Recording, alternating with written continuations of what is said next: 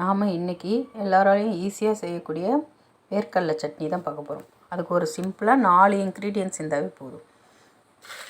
வேர்க்கடலை,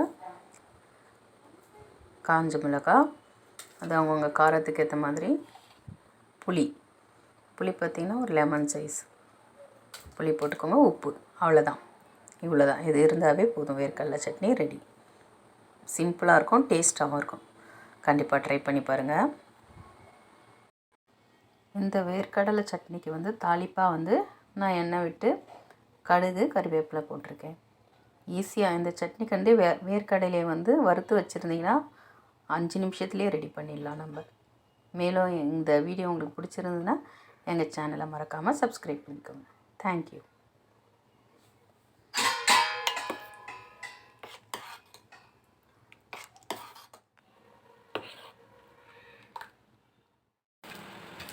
நல்லா கிறிஸ்பியாக இருக்குது பாருங்கள்.